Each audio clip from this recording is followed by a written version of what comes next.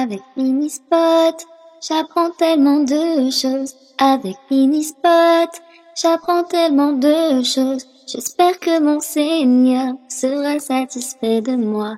J'espère que mon Seigneur sera satisfait de moi. Alhamdulillah, Alhamdulillah, Alhamdulillah, Alhamdulillah. Que l'islam et mon iman soient de plus en plus forts afin d'être auprès d'Allah. Voici le véritable trésor. Assalamu alaikum wa rahmatullah wa barakatuh les enfants. Nous sommes donc à la 4e partie de l'histoire du prophète Youssouf alayhi salam et nous allons tout de suite commencer avec le verset 6 de la sourate Youssouf alayhi salam. Ainsi, ton Seigneur te choisira et t'enseignera l'interprétation des rêves et il parfera ton bienfait sur toi et sur la famille de Yaqub, tout comme il l'a parfait auparavant sur tes 2 ancêtres, Ibrahim et Isaac. Car ton Seigneur est omniscient et sage. Ce verset nous explique donc le choix d'Allah. Et pour commencer, on peut se poser la question sur le lien entre le terme « te choisira » et le verset précédent. Dans ce dernier, Yaqub alayhi salam défendait à Youssouf alayhi salam de raconter sa vision à ses frères et lui signifiait que le diable est l'ennemi déclaré de l'homme et que ses frères pourraient comploter contre lui. À votre avis, que pourrait ressentir un enfant de son âge à ce moment-là? Certainement beaucoup d'inquiétude et d'angoisse. Voyez maintenant comment le père a trouvé judicieux de commencer par l'avertir comme il l'a fait au début, puis de le rassurer en lui faisant la bonne annonce. Ainsi, ton Seigneur te choisira et t'enseignera l'interprétation des rêves, et qu'Allah Azza wa Jal lui a en effet attribué un bienfait qu'il parfera. Tout cela pour le rassurer. Parmi les beaux termes du verset, ton Seigneur te choisira. Que veut dire donc te choisira?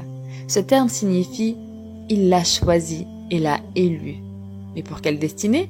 Pour devenir prophète. Ainsi, Yaqub alayhi salam a compris à partir de la vision qu'il s'agissait d'une prophétie. Donc, toujours dans le 6e verset de la sourate Youssouf, on a vu qu'il se terminait par « Car ton Seigneur est omniscient et sage ». Pourquoi Allah Azza wa Jal a-t-il choisi ces 2 caractéristiques pour terminer le verset? Eh bien tout simplement pour nous montrer que la distinction est une chose qui le concerne lui. Et là, je tiens à vous dire qu'à la fin de chaque verset qui s'achève par un des noms d'Allah subhanahu wa ta'ala, le nom évoqué a une relation directe avec le contenu du verset. Il se peut qu'on ne s'en rende pas compte la plupart du temps. Et la phrase « car ton Seigneur est omniscient et sage » est extrêmement importante dans la mesure où elle montre que le choix d'Allah Azza wa Jal revient à lui seul, de par sa connaissance et sa sagesse, parce qu'il sait et nous ne savons point. C'est ainsi que nous nous devons de méditer sur les fins de versets. Et si vous vous décidiez d'apprendre le Coran, sachez d'établir les liens entre le contenu des versets et leur fin. Revenons ensemble sur la fin du verset 6. Tout comme il l'a parfait auparavant sur tes 2 ancêtres, Ibrahim et Isaac, car ton Seigneur est omniscient et sage. Remarquez que Yaqub alayhi salam rappelle à son fils le bienfait d'Allah Azza wa Jal sur son grand-père Ibrahim alayhi salam, bien que Ibrahim alayhi salam soit l'arrière-grand-père de Youssouf alayhi salam. Les enfants, il faut savoir que les bienfaits sont ceux qui accroissent le plus notre amour pour Allah. Si vous voulez aimer Allah continuellement, rappelez-vous tous ses bienfaits sur vous.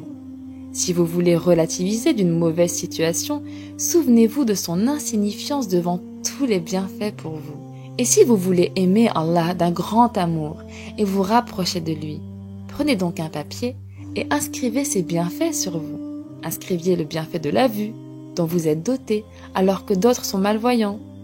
Inscrivez le bienfait de la mobilité, dont vous êtes doté alors que d'autres sont handicapés ou bien paralysés. Écrivez que vous êtes sain d'esprit alors que d'autres sont mentalement malades.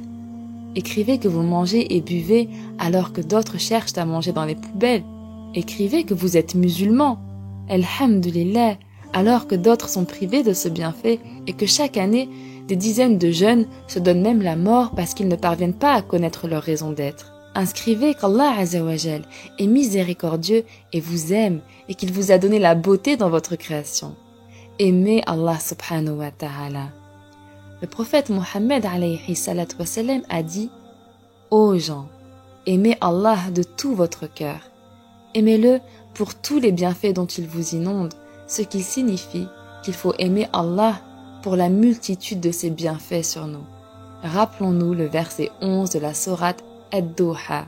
Et quant au bienfait de son Seigneur, proclame-le.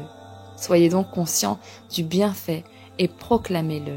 La meilleure illustration étant Yaqub alayhi salam évoquant à son fils les bienfaits d'Allah Azzawajal sur son père et son grand-père. Ceci est la fin de la 4e partie de l'histoire du prophète Yusuf alayhi salam. Nous poursuivrons la prochaine fois, Inch'Allah. En attendant, prenez soin de vous les enfants et de vos parents et à très prochainement, Inch'Allah.